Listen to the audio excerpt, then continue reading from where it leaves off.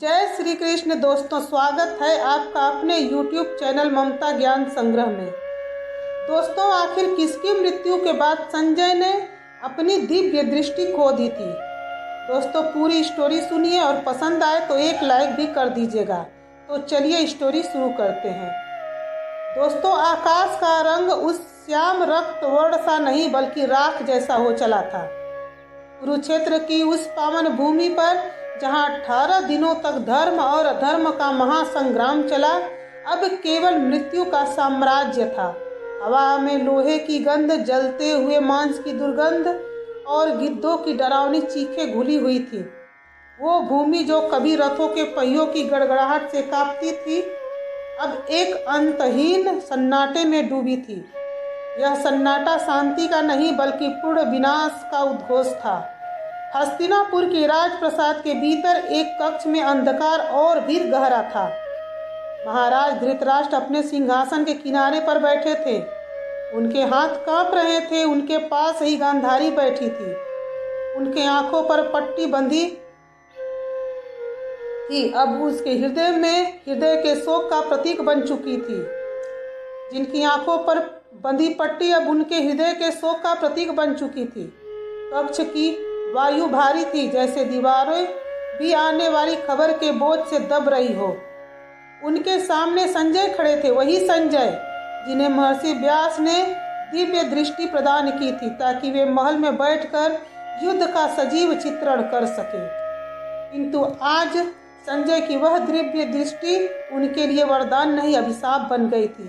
उनका मुख पीला पड़ चुका था और माथे पर पसीने की बूंदें चमक रही थी। वे कांपते स्वर में कुछ कहना चाहते थे, पर शब्द उनके गले में फंस कर रह गए थे। संजय, तुम मौन क्यों हैं? धृतराष्ट्र की आवाज फटी हुई और बेचैन थी। मेरे पुत्रों का क्या हुआ? दुर्योधन कहाँ है? क्या वह अभी भी रणभूमि में अड़े खड़ा है? बोलो संजय, इस सन्नाटे को तोड़ो। संजय ने एक लंबी सांस ली। उनकी बंद आंखों के सामने कुरुक्षेत्र का वह दृश्य घूम गया जहां अश्वत्थामा, कृपाचार्य और कृतवर्मा के सिवा कोई भी जीवित नहीं बचा था। करोड़ों की सेना राख हो चुकी थी। उन्होंने देखा कि पितामह भीष्म बाणों की सैया पर लेटे उत्तरायण की प्रतीक्षा कर रहे हैं। द्रोण का मस्तक कट चुका है और कर्ण की दानवीरता मिट्टी में मिल गई है। महाराज, संजय की आवाज रुंध गई। युद्ध समाप्त हो चुका है, किंतु विजय और पराजय की परिभाषा आज बदल गई है। जिसे हम सेना कहते थे वह अब केवल 100 का ढेर है। 11 और छोहड़ी सेना का गौरव धूल में मिल चुका है। आपके 100 पुत्रों में से अब कोई भी युद्ध भूमि में शत्रु के सामने सीना ताने खड़ा नहीं है। गांधारी के भीतर से एक दबी हुई सिसकी निकली और धृतराष्ट्र जैसे पत्थर के हो गए हों। तो क्या मेरा दुर्योधन नहीं महाराज? संजय ने तुरंत कहा। गदाधारी दुर्योधन अभी जीवित है, किंतु वह पराजित नहीं हुआ, वह अंतर्मुखी हो गया है। संजय की दिव्य दृष्टि उस समय द्वैपायन सरोवर की ओर केंद्रित थी। कुरुक्षेत्र से कुछ दूर एक शांत और गहरा जलाशय, जिसके चारों ओर घने वृक्षों की छाया थी, वहां का दृश्य अत्यंत विचलित करने वाला था। दुर्योधन, जिसका शरीर अनगिनत घावों से छलनी था, जिसके कवच के टुकड़े टुकड़े हो चुके थे, वह अकेले उस सरोवर के तट पर खड़ा था। उसके हाथ में उसकी वह विशाल गदा थी जो कभी उसकी शक्ति का प्रतीक थी, पर अब वह उसे एक सहारे की तरह इस्तेमाल कर रहा था। संजय देख रहे थे कि दुर्योधन के भीतर अब ग्लानि नहीं बल्कि एक भयानक ठंडी आग धधक रही थी। उसने जल स्तंभ विद्या का प्रयोग किया और सरोवर के शीतल जल के भीतर समा गया।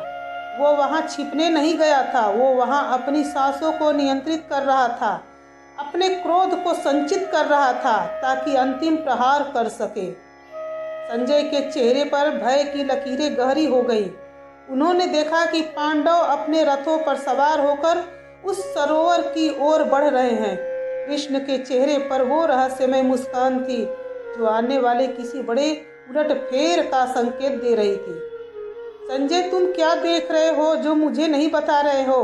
धृतराष्ट्र ने चिल्लाकर पूछा। संजय ने धीरे से कहा, महाराज, मैं वह देख रहा हूँ जो इतिहास में पहले कभी नहीं हुआ। एक राजा जिसके पास न राज्य बचा है, ना सेना, ना भाई, वो अब भी हार मानने को तैयार नहीं है। वो द्वैपायन सरोवर के गर्भ में बैठा प्रतिशोध की ऐसी योजना बना रहा है जो इस युग के अंत की शुरुआत हो सकती है। दुर्योधन की आंखों में मैंने जो अंतिम चमक देखी वो मृत्यु का डर नहीं था, वो एक ऐसा संकल्प था जो केवल सर्वनाश पर ही विराम लेगा। संजय का डर जायज था। वो देख रहे थे कि यह युद्ध केवल 18 दिनों का नहीं था, बल्कि यह एक ऐसी नफरत की कहानी थी जिसने समय के चक्र को ही बदल दिया था। कुरुक्षेत्र का वह महाशमशान अब केवल पूर्वजों की आत्माओं का घर नहीं था, वो उस अंतिम योद्धा की प्रतीक्षा कर रहा था जो या तो पांडवों का अंत करेगा या स्वयं इतिहास के पन्नों में हमेशा के लिए दफन हो जाएगा। हस्तिनापुर के उस अंधेरे कक्ष में संजय की वाणी ने एक ऐसा प्रश्न छोड़ दिया जिसका उत्तर स्वयं काल के पास भी नहीं था। क्या वह अंतिम योद्धा जो अब जल की गहराइयों में अपनी मृत्यु या विजय की प्रतीक्षा कर रहा है, अपने वंश के विनाश का प्रतिशोध दे पाएगा, या फिर यह विनाश केवल कौरवों का नहीं बल्कि आने वाले उस भविष्य का है जिसे हम कलयुग कहेंगे। संजय के थरथराते होठ केवल इतना ही कह सके, महाराज, खेल अभी समाप्त नहीं हुआ है, अंतिम अध्याय अभी लिखा जाना शेष है। कुरुक्षेत्र की उस धरती पर जहां रक्त की नदियां अब गाढ़े कीचड़ में बदल चुकी थी, नियति अपने सबसे क्रूर अध्याय को लिखने के लिए द्वैपायन सरोवर के तट पर खड़ी थी। आकाश में चीलें मंडरा रही थी, जैसे उन्हें ज्ञात हो कि आज इस युग के सबसे बड़े अहंकार का अंतिम तर्पण होने वाला है। हस्तिनापुर के राजप्रसाद में सन्नाटा इतना गहरा था कि धृतराष्ट्र की तेज चलती सांसें भी दीवारों से टकराकर गूंज रही थी। संजय की आंखें बंद थी, किंतु उनके भीतर एक प्रलयंकारी दृश्य चल रहा था। उन्होंने बोलना शुरू किया और उनके हर शब्द के साथ धृतराष्ट्र के हृदय की धड़कनें एक उन्मादी लय पकड़ने लगी। संजय ने देखा कि पांडव भगवान श्री कृष्ण के मार्गदर्शन में उस एकांत सरोवर के तट पर पहुंच चुके हैं। जल शांत था, किंतु उस शांति के नीचे प्रतिशोध की एक ज्वालामुखी उबल रही थी।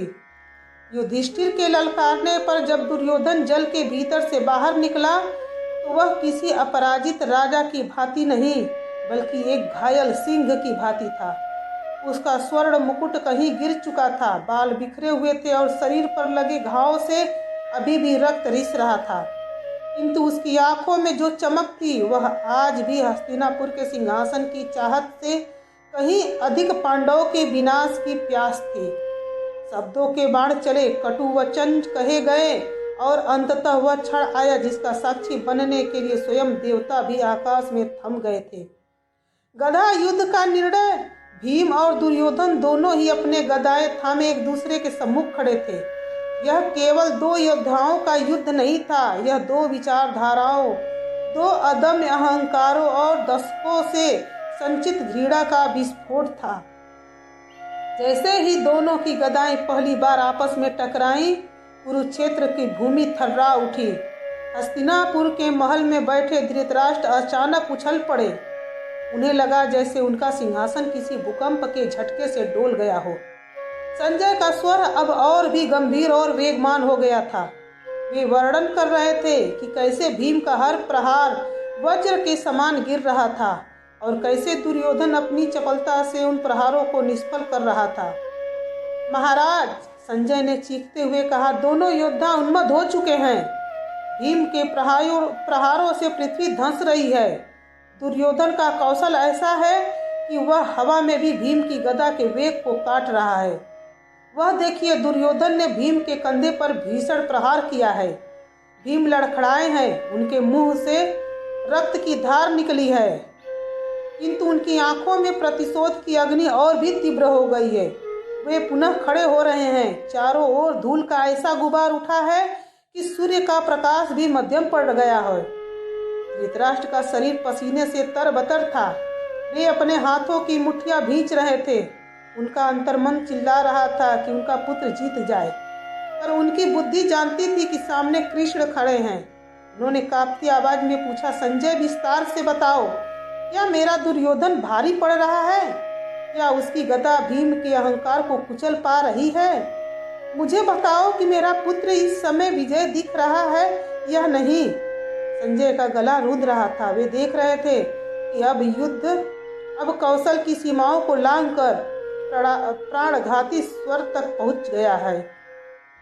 भीम बार बार प्रहार कर रहे थे, किंतु दुर्योधन का शरीर जैसे लोहे का बना है। तभी संजय ने देखा कि श्री कृष्ण की दृष्टि भीम की ओर मुड़ी। कृष्ण जानते थे कि धर्म युद्ध के नियमों के भीतर रहकर दुर्योधन को परास्त करना संभव है, क्योंकि गांधारी के वरदान ने उसके शरीर के ऊपरी भाग को वज्र जैसा कठोर बना दिया था।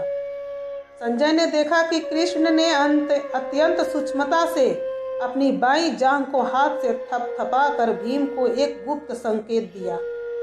वो संकेत था, युद्ध के नियमों को तोड़ दो, अधर्म का सहारा लो, क्योंकि इस महापापी का अंत किसी और विधि से संभव नहीं। संजय का स्वर अब धीमा और भयभीत हो गया। महाराज दृश्य बदल गया रहा है। भीम की आंखों में एक विचित्र दृढ़ता आ गई है। उन्होंने अपनी गदा को पूरे वेग के साथ हवा में घुमाना शुरू किया है। उनकी सांसों की आवाज उस सरोवर के तट पर किसी आंधी की तरह सुनाई दे रही है। दुर्योधन अपनी गदा ऊपर उठाकर बचाव की मुद्रा में है। उसे लग रहा है कि भीम उसके मस्तक या छाती पर वार करेंगे, किंतु यह क्या? भीम का लक्ष्य कुछ और है। धृतराष्ट्र व्याकुल हो उठे। क्या हुआ संजय? भीम ने क्या किया? क्या मेरे पुत्र ने उसे मार दिया, गिराया? संजय की आवाज में एक सिहरन दौड़ गई। नहीं महाराज, भीम ने मर्यादा की रेखा लांघ दी है। उन्होंने अपनी पूरी शक्ति संचित की और गदा को घुमाते हुए सीधे दुर्योधन की जंघाओं पर दे मारा। वो प्रहार इतना भयानक था कि हड्डियों के चटकने की आवाज पूरे कुरुक्षेत्र में गूंज उठी। दुर्योधन का वह शरीर जो कभी किसी के सामने नहीं झुका, अब मिट्टी में ढह गया है। उसके मुख से जो चित्कार निकली है वह किसी मनुष्य की नहीं, बल्कि एक टूटते हुए साम्राज्य की अंतिम चीख है। महाराज, आपका पुत्र रक्त से लथपथ धूल में पड़ा है और भीम ने अपना पैर उसके मस्तक पर रख दिया है। धृतराष्ट्र के मुख से एक कराह निकली और वे अपने सिंहासन पर ढह गए। संजय की दिव्य दृष्टि अब भी उस रक्त रंजित सरोवर के तट पर टिकी थी, जहां एक युग का अंत हो रहा था और दूसरे की नींव अधर्म के रक्त से रखी जा रही थी। आकाश में बादल गरजने लगे थे, मानो प्रकृति भी इस नियम विरुद्ध प्रहार पर रो रही हो। कुरुक्षेत्र की उस अंतिम बेला में समय जैसे ठहर गया था। द्वैपायन सरोवर का तट, जो अब तक दो वीरों की गर्जना से कांप रहा था, अचानक एक ऐसी भयानक चीख से भर उठा जिसने जंतुओं और पक्षियों तक को स्तब्ध कर दिया। भीम की गदा ने जब दुर्योधन की जंघाओं पर प्रहार किया तो वह केवल मांस और हड्डी के टूटने की ध्वनि नहीं थी, बल्कि वह हस्तिनापुर के उस सिंहासन के ढहने की आवाज थी जिसे बचाने के लिए 18 दिनों तक रक्त की नदियां बहाई गई थी। वह दुर्योधन जिसने कभी किसी के सामने अपना मस्तक नहीं झुकाया था, एक कटे हुए वृक्ष की भांति धूल में जा गिरा। उसका वो स्वर्ण मुकुट जो कभी आर्यावर्त के वैभव का प्रतीक था, छिटक कर दूर जा गिरा और रणभूमि की उसी रक्त रंजित कीचड़ में जा धंसा जहां अनगिनत साधारण सैनिकों के शव सड़ रहे थे। हस्तिनापुर के राजमहल के उस बंद कक्ष में, जहां केवल धृतराष्ट्र की भारी सांसों और संजय की कांपती आवाज का अस्तित्व था, सन्नाटा अचानक इतना घना हो गया कि उसे स्पर्श किया जा सकता था। संजय का शरीर पत्थर की भांति जड़ को कुचल चुका था। संजय का शरीर पत्थर की भांति जड़ हो चुका था। उनके माथे पर पसीने की बूंदें अब जमने लगी थी। धृतराष्ट्र, जो अपनी अदृश्य आंखों से सब कुछ देखने की चेष्टा कर रहे थे, व्याकुलता की चरम सीमा पर थे। उन्होंने संजय के कंधे को झकझोरते हुए पूछा, संजय, तुम रुक क्यों गए? वो गर्जना कैसी थी? क्या मेरा दुर्योधन फिर से खड़ा हुआ? क्या उसने भीम के उस अधर्मी प्रहार का उत्तर दिया? बोलो संजय, मौन मत रहो। संजय का गला पूरी तरह सूख चुका था। उन्होंने बड़ी कठिनाई से शब्द जुटाए, महाराज, युवराज गिर चुके हैं। भीम के प्रहार ने उनके अहंकार और शरीर दोनों को तोड़ दिया है। वह साम्राज्य जिसके लिए यह महासंग्राम रचा गया था, अब वो उस कीचड़ में पड़ा सिसक पड़ा रहा है। आपके पुत्र की जांघें टूट चुकी हैं और वह अब कभी खड़ा नहीं हो पाएगा। धृतराष्ट्र के मुख से एक ऐसी कराह निकली जो शायद उनके 100 पुत्रों के शोक से भी अधिक गहरी थी। वो केवल एक पिता की हार नहीं थी, वह उस अंधेपन की हार थी जिसने न्याय और अन्याय के बीच का भेद मिटा दिया था। किंतु इसी क्षण संजय के साथ कुछ अत्यंत विचित्र घटित होने लगा। उनकी वह दिव्य दृष्टि जो मीलों दूर कुरुक्षेत्र के कण कण को स्पष्ट देख पा रही थी, अचानक डगमगाने लगी। संजय ने अपनी आंखें जोर से बंद की और फिर खोली, किंतु उनके सामने एक गहरे रंग की धुंध छाने लगी। उन्हें लगा जैसे कोई काला पर्दा धीरे धीरे उस दृश्य पर गिर रहा है जिसे देखने का सामर्थ्य केवल उनके पास था। उन्होंने मन ही मन सोचा, यह क्या हो रहा है? क्या यह मेरे नेत्रों के अश्रु हैं? नहीं, मैं तो रो भी नहीं पा रहा हूँ। यह धुंध कैसी है? क्या यह युद्ध के अंत का संकेत है या मेरी चेतना मुझे धोखा दे रही है? संजय को कुरुक्षेत्र का वह दृश्य अब टुकड़ों में दिखाई दे रहा था। उन्होंने देखा कि भीम गर्जना कर रहे हैं, पांडव हर्षोल्लास में हैं और कृष्ण के चेहरे पर वह गंभीर शांति है जो एक विनाशकारी कार्य के पूर्ण होने के बाद आती है। किंतु वह सब कुछ अब वैसा स्पष्ट नहीं था जैसा पहले था। ऐसा प्रतीत हो रहा था जैसे वह दिव्य प्रकाश जो महर्षि व्यास ने उन्हें प्रदान किया था अब धीरे धीरे अपनी शक्ति खो रहा है। जैसे जैसे दुर्योधन के प्राण उनकी देह को छोड़ने के लिए छटपटा रहे थे, वैसे वैसे संजय के संसार से वह दिव्य रंग ओझल होते जा रहे थे। संजय ने देखा कि दुर्योधन धूल में पड़ा हुआ भी हार मानने को तैयार नहीं था। वो अपने हाथों के बल पर स्वयं को घसीट रहा था। उसकी आंखों में अभी भी वही ज्वाला थी, किंतु वह ज्वाला अब जीवन की नहीं बल्कि एक प्रलयंकारी प्रतिशोध की थी। संजय धृतराष्ट्र को बता रहे थे, महाराज, युवराज धूल में लेटे हुए भी अपनी गदा को थामने का प्रयास कर रहे हैं। उनकी दृष्टि आकाश की ओर है जैसे वे मृत्यु को चुनौती दे रहे हों। पर संजय ने यह नहीं बताया कि अब उन्हें दुर्योधन का चेहरा केवल एक साये की तरह दिख रहा है। उनके भीतर एक गहरा डर बैठ गया। क्या इस युद्ध के अंत के साथ ही उनकी वो शक्ति भी समाप्त हो जाएगी जिसने उन्हें इस पूरे कालखंड का एकमात्र निष्पक्ष साक्षी बनाया था? हस्तिनापुर का वह कक्ष अब और भी ठंडा होने लगा था। धृतराष्ट्र अपने सिंहासन पर सिमट कर बैठ गए थे। उनका अहंकार चूर चूर हो चुका था।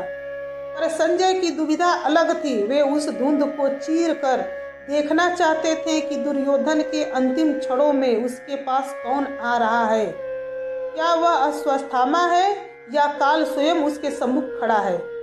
संजय को महसूस हुआ कि जैसे जैसे कुरुक्षेत्र की उस महागाथा का नायक अपनी अंतिम सांसें गिन रहा है, वैसे वैसे उस कथा के वाचक का अंत भी निकट है। उनकी दृष्टि का धुंधलापन केवल एक शारीरिक घटना नहीं थी, वह इस सत्य का बोझ था कि जब अधर्म का समूह नाश होता है तो उसके साक्षियों को भी उस अंधकार का हिस्सा बनना पड़ता है। संजय ने एक बार फिर प्रयास किया। उन्होंने अपनी चेतना को एकाग्र किया, किंतु धुंध और गहरी होती गई। अब उन्हें केवल ध्वनियां सुनाई दे रही थी। दूर कहीं बजते हुए पांजन्य संघ की गूंज, घायल घोड़ों की हिनहिनाहट और दुर्योधन की वो घरघराती हुई सांस।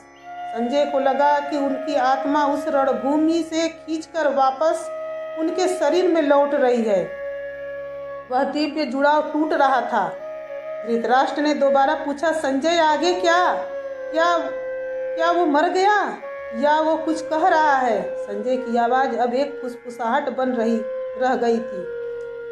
महाराज, दृष्टि ओझल हो रही है। मेरा ऐसा लगता है कि नियति ने मुझे जितना दिखाने का आदेश दिया था वह पूरा हो चुका है। किंतु उस धुंध के पार मैं देख पा रहा हूँ कि दुर्योधन की आत्मा अभी इस संसार को छोड़ने के लिए तैयार नहीं है। वो किसी की प्रतीक्षा कर रहा है। वो रुका है किसी ऐसे संकल्प के लिए जो अभी शेष है। संजय के हृदय में एक अजीब सी रिक्तता भर गई। वे जानते थे कि युवराज का पतन केवल एक व्यक्ति का अंत नहीं है, बल्कि एक दूसरे युग की समाप्ति है, और उस समाप्ति के साथ वह आंखें भी बंद होने वाली थी जिन्होंने इस सर्वनाश को जिया था।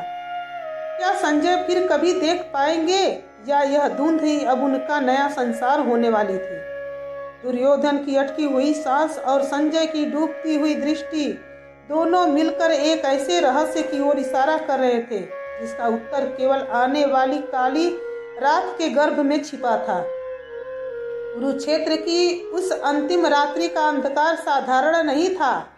यह वह अंधकार था जो केवल प्रकाश की अनुपस्थिति से नहीं, बल्कि अधर्म के बोझ और करोड़ों मृत आत्माओं के मौन विलाप से जन्मा था।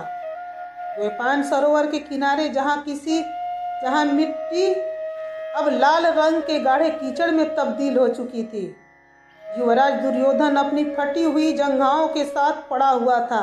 उसकी सांसें किसी पुराने टूटे हुए वाद्य यंत्र की तरह घरघरा रही थी। उसका वह शरीर जिसे उसने गांधारी के वरदान और वज्र की शक्ति से अभेद्य माना था, अब नियति के क्रूर प्रहार के सामने विवश था। वो अकेला था, किंतु उसके भीतर के प्रतिशोध की ज्वाला अभी भी बुझी नहीं थी।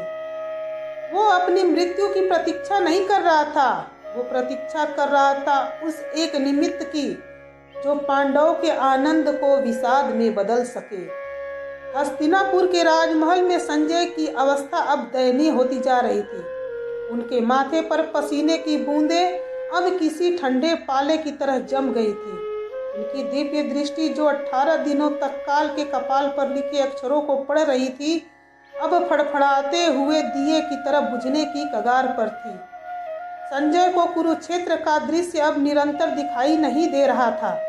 कभी उन्हें अश्वत्थामा का क्रोधित चेहरा दिखाई देता, तो अगले ही पल केवल काला धुआं और धुंध, जैसे कोई टूटी हुई दूरबीन से ब्रह्मांड को देखने का प्रयास कर रहा हो। संजय के लिए वास्तविकता और अंधकार के बीच का अंतर समाप्त हो रहा था। उन्हें अश्वत्थामा का वह विकराल रूप दिखाई दिया जो अपने स्वामी और मित्र दुर्योधन की यह दशा देखकर विक्षिप्त हो उठा था। अश्वत्थामा की आंखों में जो रक्त उतरा था वो किसी साधारण योद्धा का क्रोध नहीं था, वो एक ब्राह्मण के श्राप और एक योद्धा के अपमान का मिश्रण था।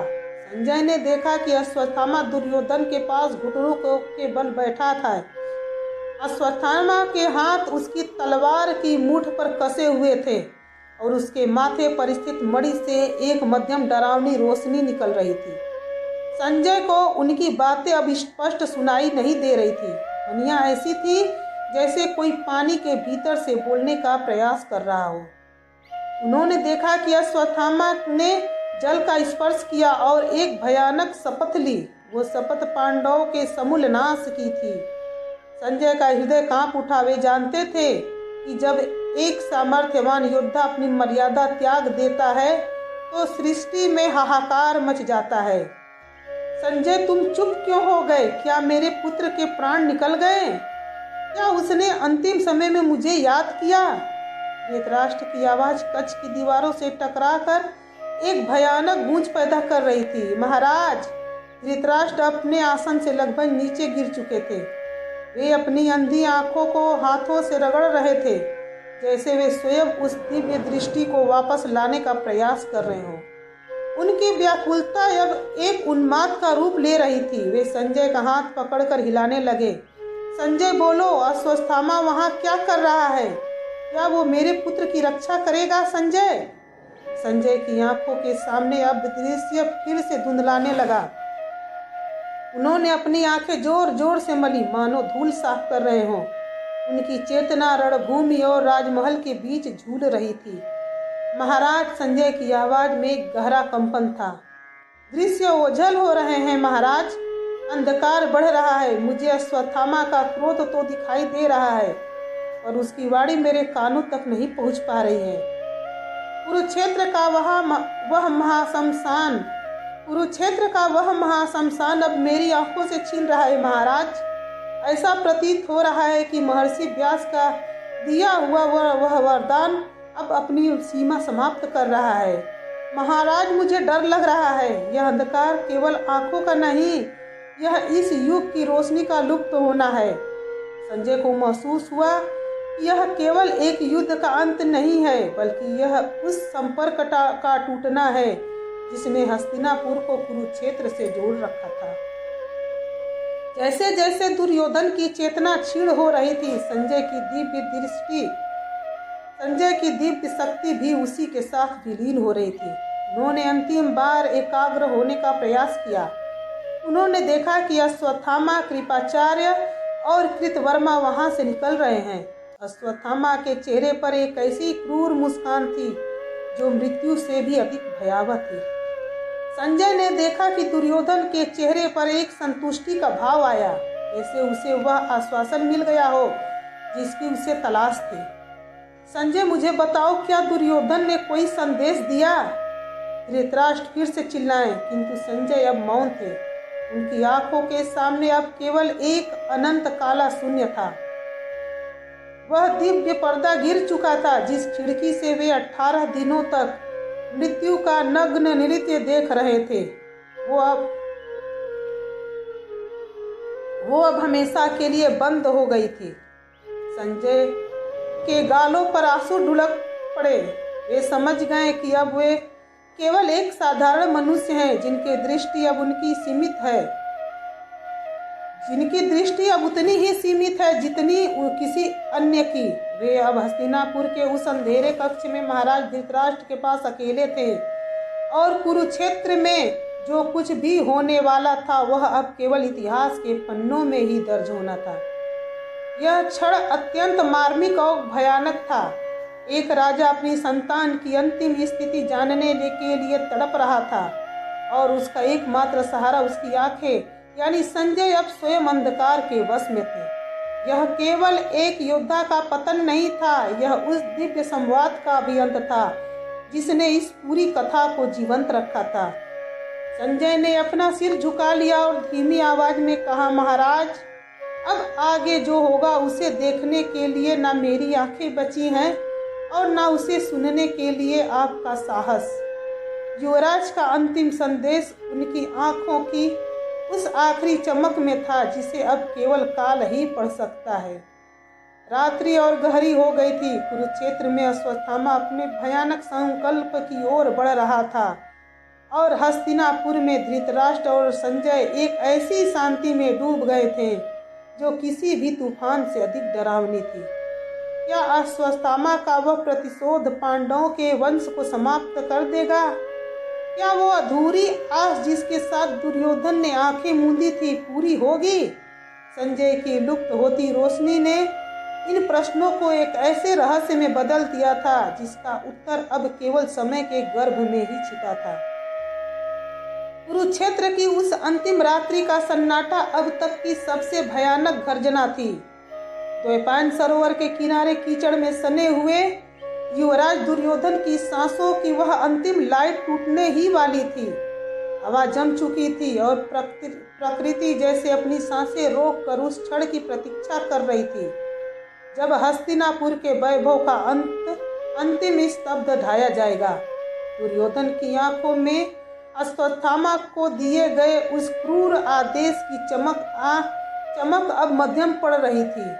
उसके भीतर का प्रतिशोध, उसकी महत्वाकांक्षा और उसका वह अदम्य अहंकार, सब कुछ अब देह के बंधनों से मुक्त होने को व्याकुल थे। जैसे ही उसके प्राणों ने उस जर्जर और खंडित शरीर का परित्याग किया, कुरुक्षेत्र की उस पावन भूमि पर एक ठंडी लहर दौड़ गई। वह महायोद्धा जो 11 अक्षौहिणी सेना का स्वामी था, अब केवल इतिहास की राख बन चुका था। ठीक उसी क्षण मीलों दूर हस्तिनापुर के उस बंद कक्ष में एक ऐसी घटना घटी जिसने समय को स्तंभित कर दिया। संजय, जो अब तक एक पत्थर की मूर्ति की भांति हो स्थिर होकर रणभूमि का सजीव चित्रण कर रहे थे, अचानक पीछे की ओर गिर पड़े। उनके कंठ से एक ऐसी चीख निकली जो पीड़ा की नहीं बल्कि एक गहरी शून्यता की थी। उनके हाथ हवा में ऐसे लहराए जैसे वे किसी अदृश्य रोशनी को पकड़ने का प्रयास कर रहे हों। उनकी आंखों की पुतलियां ऊपर की ओर खिंच गईं और फिर अचानक एक गहरा अनंत अंधकार उनके अस्तित्व में समा गया। महाराज, महाराज, सब कुछ समाप्त हो गया। अब मुझे कुछ नहीं दिख रहा। अंधकार, केवल अंधकार। संजय का स्वर उस कक्ष की दीवारों से टकरा कर एक भयावह गूंज पैदा कर रहा था। उनकी आवाज में वह अधिकार और वह ओज अब विलुप्त हो चुका था जो दिव्य दृष्टि के कारण उनमें विद्यमान था। धृतराष्ट्र, जो 18 दिनों से संजय की आंखों के सहारे जी रहे थे, झपट कर आगे बढ़े। उन्होंने अंधेरे में ही संजय के कंधों को थाम लिया। उनके कांपते हुए हाथों ने संजय के चेहरे को टटोला। धृतराष्ट्र की आवाज में एक अजीब सी हड़बड़ाहट थी, एक ऐसा डर जो मौत से भी बड़ा था। संजय, तुम क्या कह रहे हो? मुझे आगे का वृत्तांत सुनाओ। क्या अश्वत्थामा ने पांडवों का अंत कर दिया? क्या मेरे पुत्र के संकल्प की जीत हुई? तुम चुप क्यों हो गए हो संजय? अपनी आंखें खोलो और देखो। संजय के शरीर से जैसे प्राण ही खींच लिए गए हों। वे हाँफ रहे थे। उनके चेहरे पर वो पसीना जो पहले युद्ध की उत्तेजना का था, अब ठंडी विवस्था में बदल गया था। उन्होंने अत्यंत कांपते हुए स्वर में रूधे हुए गले से कहा, महाराज, अब देखने के लिए कुछ शेष नहीं रहा। जिस क्षण युवराज दुर्योधन के प्राण पखेरु उड़े, उसी क्षण महर्षि वेद व्यास का वह वरदान भी मुझसे वापस ले लिया गया। वो दिव्य प्रकाश जिसने मुझे दीवारों के पार मीलों दूर और काल के गर्भ में झांकने की शक्ति दी थी, ये सदा के लिए लुप्त हो गया है। मेरी दिव्य दृष्टि चली गई है महाराज। अब मैं भी आपकी तरह ही हूँ, इस संसार के लिए पूर्णतः दृष्टिहीन। धृतराष्ट्र के हाथ संजय के कंधों से ढीले होकर गिर गए। एक ऐसा राजा जो जन्म से ही अंधकार के साम्राज्य में रह रहा था, आज पहली बार वास्तव में अंधा महसूस कर रहा था। जब तक संजय के पास दिव्य दृष्टि थी, धृतराष्ट्र को लगता था कि वे भी देख रहे हैं। संजय की वाणी उनके लिए वह खिड़की थी जिससे वे संसार को, अपने पुत्रों को और उनके पराक्रम को देख पा रहे थे। अब वह खिड़की हमेशा के लिए बंद हो गई थी। वो संबंध जो उन्हें प्रकाश की दुनिया से जोड़े हुए था, टूट चुका था। कक्ष में पसरा सन्नाटा अब किसी भारी पत्थर की तरह दोनों पर गिर रहा था। संजय अपनी आंखों को बार बार मल रहे थे, पर वहां केवल एक काला शून्य था। वे उसी अंधकार में विलीन हो गए थे जिसमें धृतराष्ट्र दशकों से भटक रहे थे। यह एक पूर्ण विराम था, सिर्फ युद्ध का नहीं बल्कि एक दिव्य संवाद का भी। संजय ने कांपते हुए आगे कहा, महाराज, युद्ध समाप्त हो गया, धर्म की स्थापना हुई या अधर्म का नाश, यह तो आने वाला समय ही बताएगा। किंतु हमारे लिए इस दृश्य का अंत हो गया है। महर्षि व्यास ने मुझे वह शक्ति केवल इसलिए दी थी ताकि मैं कुरुक्षेत्र का साक्षी बन सकूं।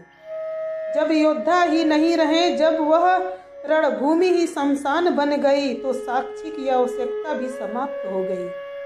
अब उस विशाल कक्ष में दो मनुष्य बैठे थे जो दुनिया के सबसे वैभवशाली साम्राज्य के केंद्र में होकर भी सबसे अधिक असहाय थे। एक वह जिसने कभी दुनिया कभी देखी थी और अपने मोह में पूरे कुल का विनाश कर बैठा। एक वह जिसने कभी दुनिया नहीं देखी थी और अपने मोह में पूरे कुल का विनाश कर बैठा, और दूसरा वह जिसने दुनिया का सबसे भयानक विनाश अपनी आंखों से देखा और अब वह दृश्य की स्मृति के साथ अंधेरे में रहने को अभिशप्त था। धृतराष्ट्र की आंखों में अविरल अश्रु बह रहे थे। वे अब अपने पुत्रों के लिए नहीं बल्कि अपनी उस विवस्था के लिए रो रहे थे जो उन्हें अब सदा के लिए इस अंधकार में कैद कर चुकी थी। हस्तिनापुर की वह रात अब और भी गहरी हो गई थी। बाहर पहरेदारों की पदचाप सुनाई दे रही थी, पर भीतर केवल दो आत्माओं का मौन विलाप था। संजय की वह अधूरी आस कि शायद कोई चमत्कार हो जाए अब धूल में मिल चुकी थी। युवराज का पतन केवल एक व्यक्ति का अंत नहीं था, वह एक संपूर्ण युग की दृष्टि का अंत था। अब केवल पश्चाताप शेष था, और वह अनंत सन्नाटा जो केवल महाविनाश के बाद ही आता है। संजय ने धीरे से धृतराष्ट्र का हाथ पकड़ा। दो अंधे अब एक दूसरे का सहारा खोज रहे थे। नियति ने अपना खेल खेल लिया था। जिस प्रकाश की लालसा में धृतराष्ट्र ने अधर्म का मार्ग चुना, वो प्रकाश आज उनके सबसे विश्वास पात्र सारथी की आंखों से भी छीन लिया गया था। कुरुक्षेत्र का महासंग्राम अब केवल स्मृतियों की धुंध में था, और हस्तिनापुर के कसाद में अब केवल वो अंधकार था जिसकी कोई सुबह नहीं होने वाली थी, बल्कि यह एक युग का अंत था। दोस्तों, पूरी स्टोरी सुनने के लिए धन्यवाद। जाते जाते वीडियो को लाइक कर दीजिए, चैनल को सब्सक्राइब भी कर दीजिए। फिर मिलते हैं एक नई स्टोरी के साथ। जय श्री कृष्ण।